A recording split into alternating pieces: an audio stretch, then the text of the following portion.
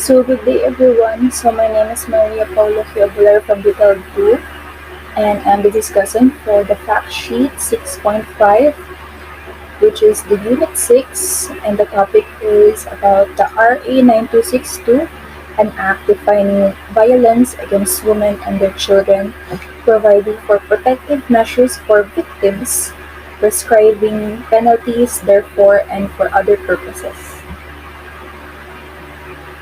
So here are the objectives. So number 1 is analyze the structure of each sections under RA 9262.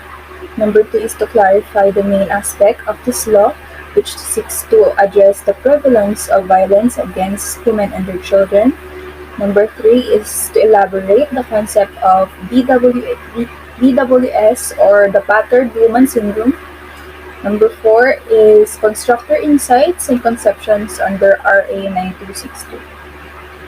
So next, let's now proceed to the sections. So for section 1, the short title, this act shall be known as the Anti-Violence Against Women and Their Children Act of 2004. So section 2 is the declaration of policy. It is hereby declared that the state values the dignity of women and their children and guarantees full respect for human rights. The state also recognizes the need to protect the family and its members, particularly women and children, from violence and threats to their personal safety and security. So next, section 3. So section 3, which is the definition of terms as used in this act. So letter A is the physical violence. It refers to the acts that include bodily or physical harm. Letter B is the sexual violence.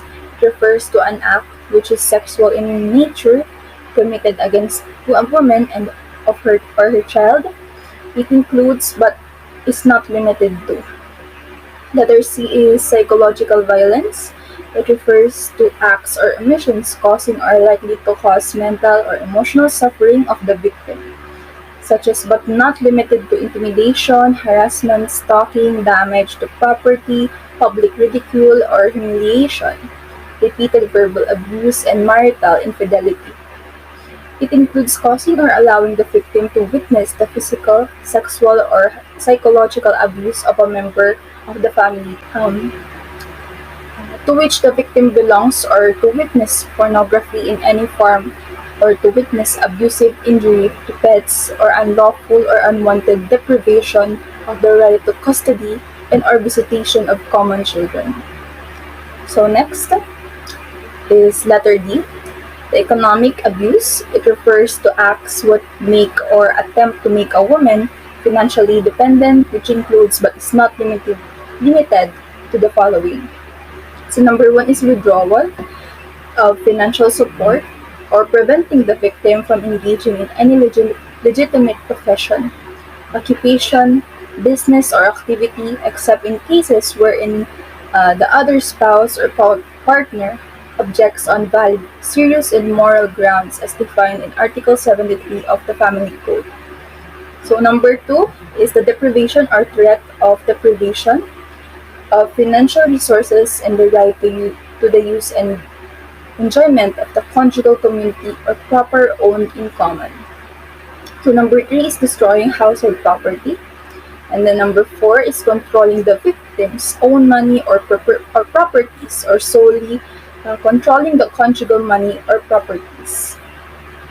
So next is the section 4, which is the construction. This act shall be liberally construed to promote the protection and safety of victims of violence against women and their children. So section 5, these are the acts of violence against women and their children. So the crime of any violence against women and their children is committed through any of the following acts. So letter A is causing physical harm to the woman or child. Letter B is threatening to cause the woman or her child physical harm. Letter C is attempting to cause the woman or her child physical harm. Letter D is placing the woman or her child in fear of imminent physical harm. Letter E is attempting to compel or compelling the woman or her child to engage in conduct which the woman or her child has the right to desist from conduct, which the woman or her child has the right to engage in, or attempting to restrict or restricting the woman's or her child's freedom of movement or conduct by force or threat of force, physical or other harm or threat of physical or other harm or intimidation directed against the woman or child. So next is letter F, inflicting or threatening to inflict physical harm on oneself for the purpose of controlling her actions or decisions. Letter G is causing or attempting to cause the woman or her child to engage in any sexual activity which does not constitute rape by force or threat of force, physical harm, or through intimidation directed against the woman or her child or her or his immediate family.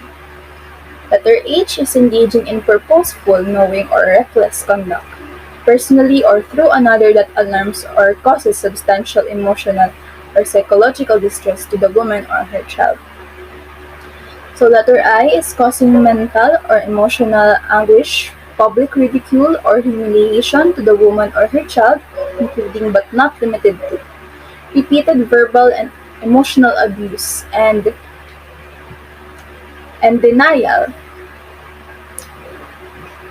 denial of financial support or custody of minor children, of access to the woman's child or children. So next is section 6, the penalties. The crime of violence against women and their children under section 5 hereof shall be punished according to the following rules. So letter A is acts falling under section 5, constituting attempted, frustrated, or consummated parricide or murder or homicide shall be punished in accordance with the provisions of the revised penal code. So letter B, acts falling under section 5, letter C and 5, letter D shall be punished by arresto mayor. Letter C, acts falling under section 5, letter E shall be punished by prison correctional. Letter D, acts falling under section 5, F shall be punished by arresto mayor. Letter E, acts falling under section 5, G shall be punished by prison mayor. Letter F, acts falling under section 5, H and section 5, I shall be punished by prison mayor. So section 7, venue. The regional trial court designated as a family court shall have original and exclusive jurisdiction over cases of violence against women and their children. So under this law, in the absence of such court in the place where the offense was committed, the case shall be filed in the regional trial court where the crime or any of its elements was committed at the option of the compliant.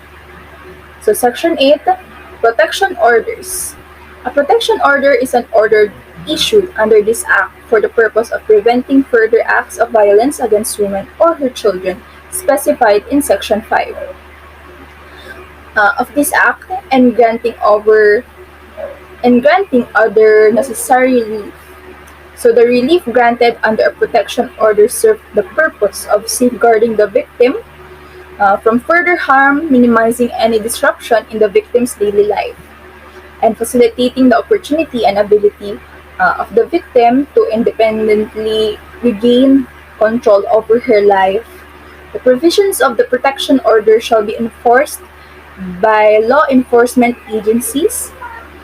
So the protection orders that may be issued under this act are the Barangay Protection Order or the BPO, temporary protection under TPO, and permanent protection order PPO. So section 9, who may file petition for protection of others. So a petition for protection order may be filed by any of the following. So letter A, the offended party. Letter B is the parents or guardians of the offended party. Letter C is the ascendants, descendants, or collateral relatives. within the fourth civil degree of consanguinity or affinity. So letter D is officers or social workers of the DSWD or social workers of local government units or LGUs. So letter E is police officers, preferably those in charge of women and children's desks. Letter F is punong barangay or barangay kagawad.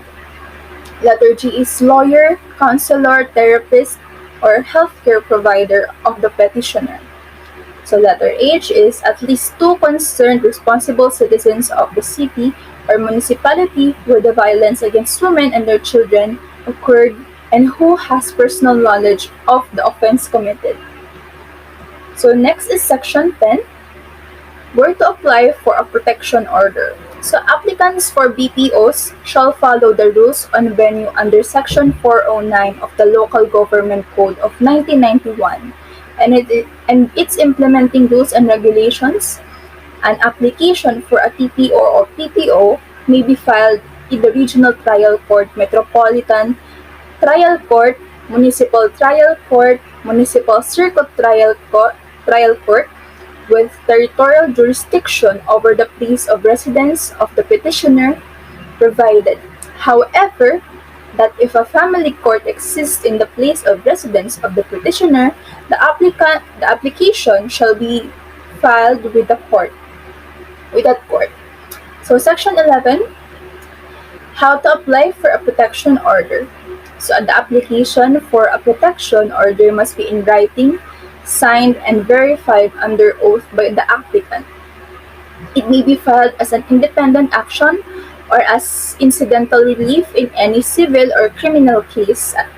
The subject matter or issues thereof partakes of a violence as described in this act. Okay, so now let's proceed to section 12. Sa enforceability of protection orders. So all TPOs and PPOs under this act shall be enforceable anywhere in the Philippines, and the violation thereof shall be punishable with a fine ranging from 5,000 pesos to 50,000 pesos and or imprisonment of 6 months. So section 13, the legal representation of petitioners for protection order. So if the woman or her child requests in the applications for a protection order for the appointment of counsel because of lack of economic means to hire a counsel de parte, the court shall immediately direct the Public Attorney's Office, PAO, to represent the petitioner in the hearing on the application. If the PAO determines that the applicant can afford to hire the services of a counsel de parte, it shall facilitate the legal representation of the petitioner by a counsel de parte. The lack of access to family or conjugal resources with the applicant, such as when the same are controlled by the perpetrator, shall qualify the petitioner to legal representation by the PAO. However, a private counsel offering free legal service is not barred from representing the petitioner. So section 14, the barangay protection orders for BPOs. Who may issue and how? Barangay protection orders refers to the protection order issued by the punong barangay ordering the perpetrator to desist from committing acts under section 5 and of this act.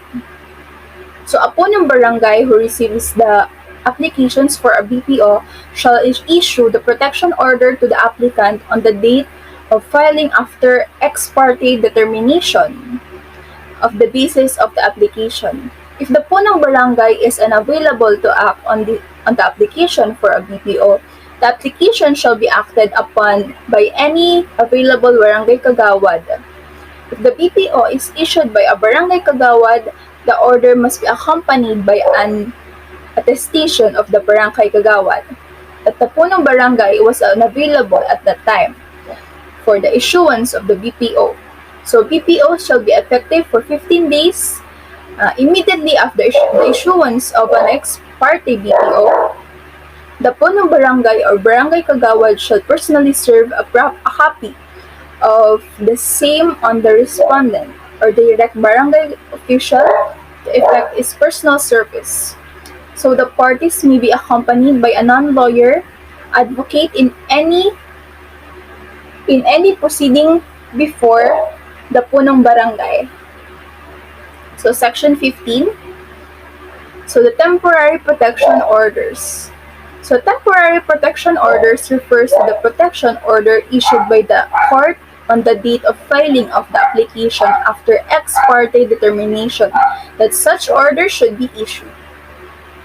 So a court may grant in a TPO any, some, or all of the reliefs mentioned in this act and shall be effective for 30 days. So the court shall schedule a hearing on the issuance of a PPO prior to or on the date of the expiration of the PPO. So the court shall order the immediate personal service of the PPO on the respondent by the court, sheriff, who may obtain the assistance of law enforcement agents for the service. So the TPO shall include notice of the date of the hearing on the merits of the issuance of a PPO. Section 16 is the permanent protection orders. Permanent protection order refers to protection order issued by the court after noticing and hearing. After notice and hearing. So respondent's non-appearance despite proper notice or his lack of a lawyer or the non-availability of his lawyer shall not be a ground for rescheduling or postponing the hearing on the merits of the issuance of a PPO. If the respondent appears without counsel on the date of the hearing on the PPO, the court shall appoint a lawyer for the respondent and immediately proceed with the hearing. In case the respondent fails to appear despite proper notice, the court shall allow ex parte presentation of the evidence by the applicant and render judgment on the basis of the evidence presented. The court shall allow the introduction of any history of abusive conduct of a respondent even if the same was not directed against the applicant or the person for whom the applicant is named. Section 17. So notice of sanction in protection orders. The following statement must be printed in a bold-face type or in a capital letters on the protection order issued by the punong barangay or court. Violation of this order is punishable by law. Next is Section 18, mandatory period for acting on applications for protection orders. Failure to act on an application for a protection order within the reglementary period specified in the previous section without justifiable cause shall render the official or judge administratively liable. So Section 19, legal separation cases. In cases of legal separation where violence as specified in the Act is alleged, so Article 58 of the Family Code shall not apply. The court shall not proceed on the main case and other incidents of the case as soon as possible. The hearing on any application for a protection order filed with the petitioner must be conducted within the mandatory period specified in this Act. So Section 20, priority of application for a protection order.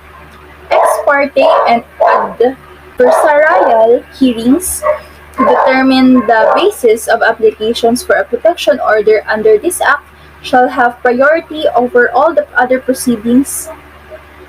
Barangay officials and the court shall schedule and conduct hearings on applications for a protection order under this Act above all other business and if necessary suspend other proceedings in order to hear applications for a protection order. Section 21, violation of protection orders. A complaint for a violation of a BPO issued under this Act must be filed directly with any municipal trial court, metropolitan trial court, or municipal circuit trial court that has territorial jurisdiction over the barangay that issued the BPO. Violation of a BPO shall be punishable by imprisonment of 30 days without prejudice to any other criminal or civil action that the offended party may file for any of the acts committed. So Section 22, applicability of protection orders to criminal cases. So the foregoing provisions on protection orders shall be applicable in impliedly instituted with the criminal actions involving violence against women and the children. So Section 23, bond to keep the peace.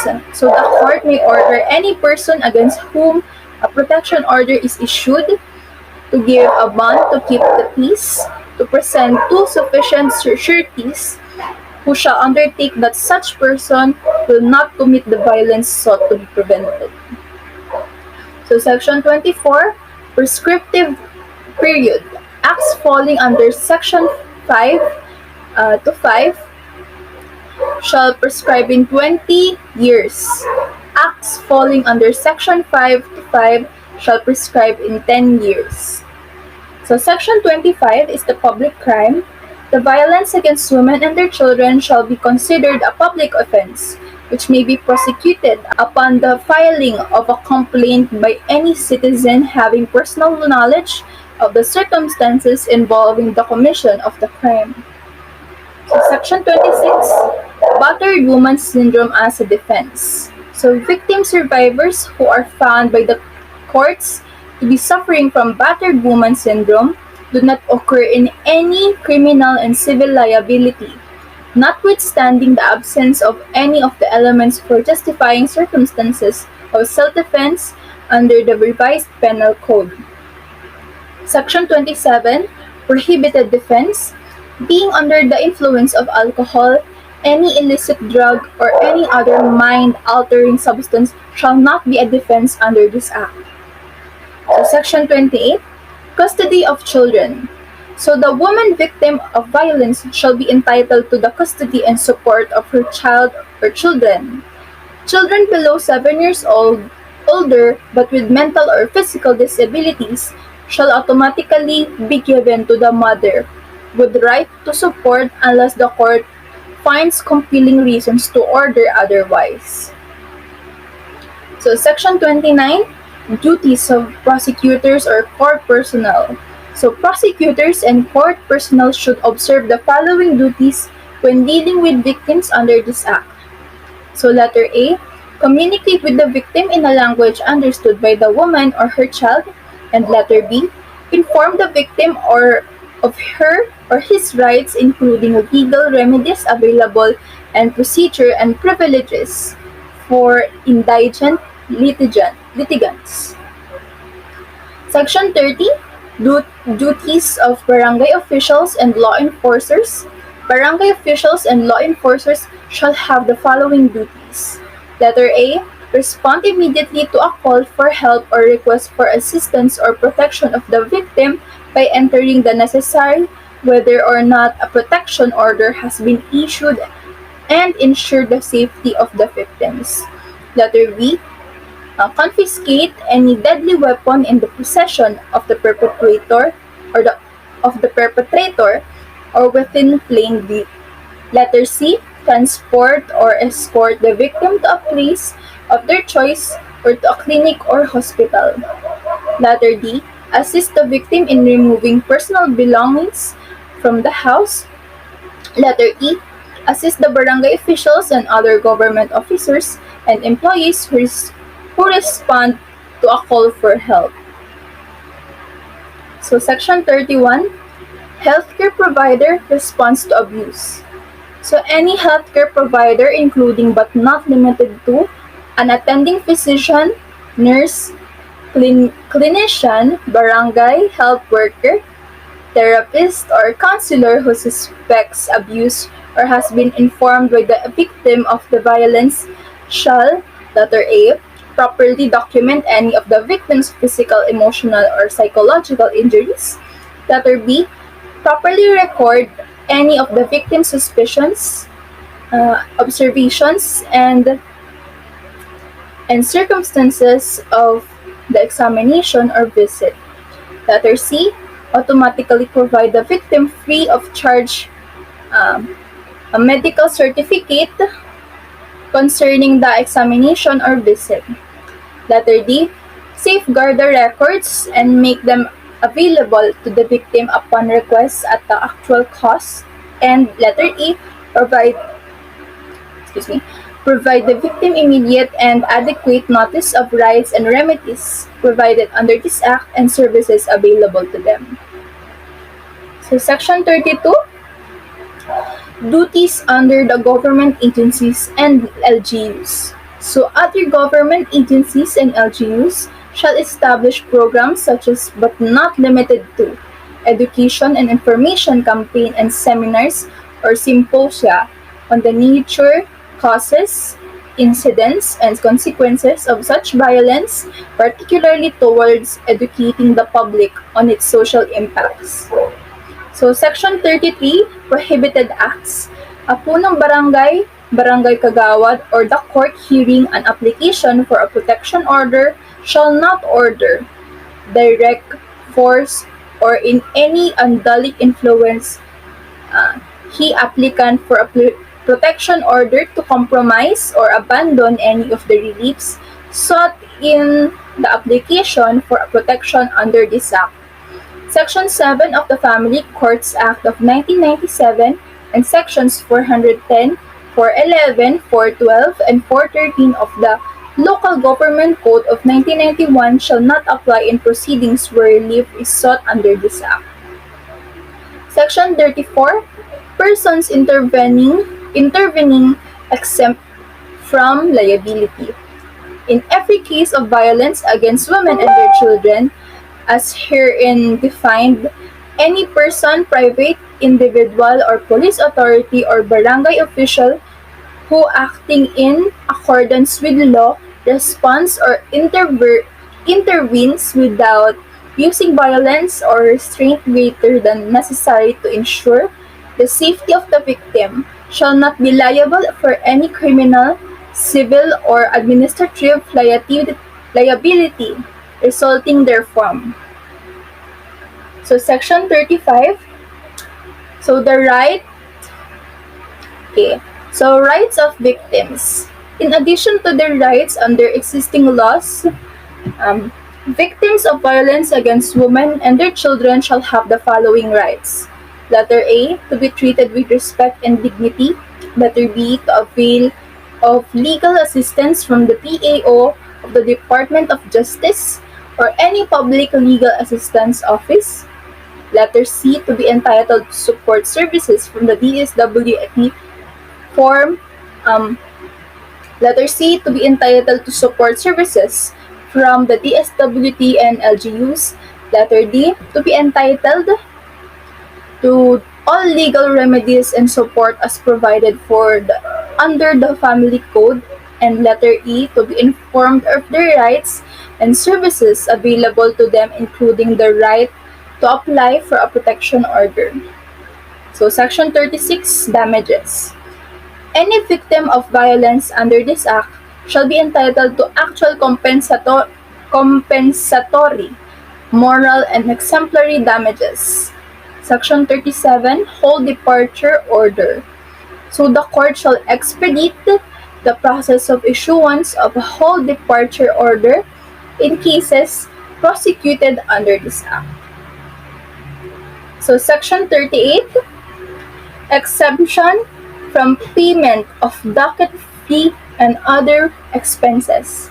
So if the victim is an indigent or there is an immediate necessity due to imminent danger or threat of danger to act on an application for a protection order, the court shall accept the application without payment of the filing fee and other fees of transcript of stenographic notes. So Section 39, Interagency Council on Violence Against Women and Their Children, IAC or VAUC, in pursuance of the above-mentioned policy, there is hereby established an Interagency Council on Violence Against Women and Their Children, hereinafter known as the Council, which shall composed of the following agencies. So letter A is the Department of Social Welfare and Development. Letter B is the National Commission on the Role of Filipino Women. Letter C is the Civil Service Commission. Letter D is the Commission on Human Rights. Letter E, Council for the Welfare of Children. Letter F, the Department of Justice. Letter G, Department of Interior and Local Government. And letter H is the Philippine National Police. So letter I is the Department of Health. Letter J is the Department of Education. Letter K is the Department of Labor and Employment. And letter L is the National Bureau of Investigation. So Section 40, mandatory programs and services for victims.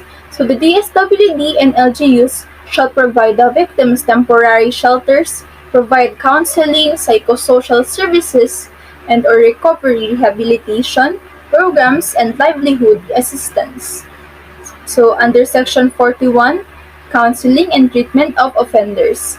So the DSWD shall provide rehabilitative counseling and treatment to perpetrators towards learning constructive ways of coping with anger and emotional outbursts and reforming their ways. When necessary, the offender shall be ordered by the court to submit to psychiatric treatment or confinement. So Section 42, training of persons involved in responding to violence against women and their children cases.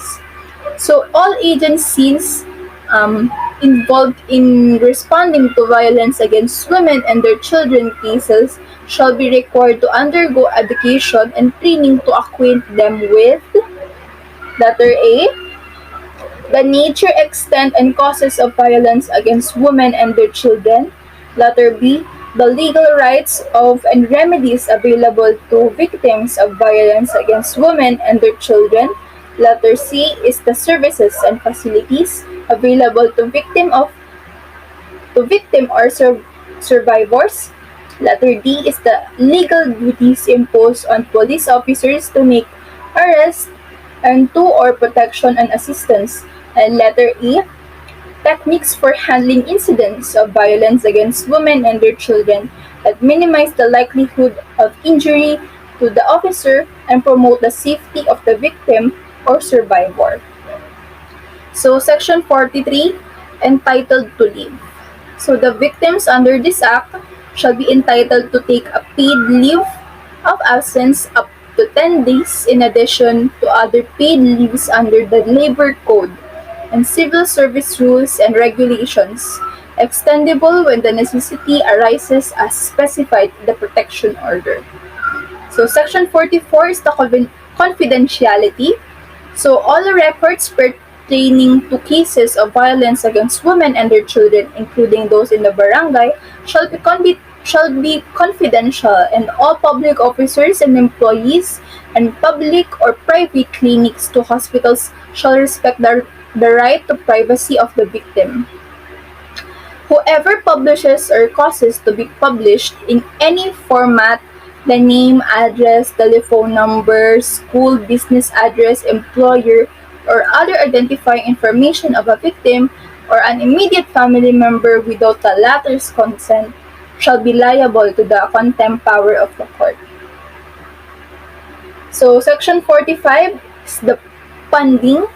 So the amount necessary to implement the provisions of this act shall be included in the annual General Appropriations Act. So Section 46 is the implementing rules and regulations. So within 6 months from the approval of this act, the DOJ, the NCRFW, and the DSWD, the DILG, the DOH, and the PNP, and three representatives from NGUs to be identified by the NCRFW shall promulgate the implementing rules and regulations of this act. So Section 47, Suppletory Application. So for purposes of this act, the revised penal code and other applicable laws shall have suppletory application. So Section 48 is the Separability Clause. So if any section or provision of this act is held unconstitutional or invalid, the other sections or provisions shall not be affected. So Section 49, repealing clause. All clause, presidential decrees, executive orders, and rules and regulations or parts thereof inconsistent with the provisions of this act are hereby repealed or modified accordingly. So lastly, Section 50 is the effectivity. So this act shall take effect 15 days from the date of its complete publication in at least 2 newspapers of general circulation. So this law was approved on March 8, 2004, and this is the reference code. So that is it for my discussion for today, and thank you for listening.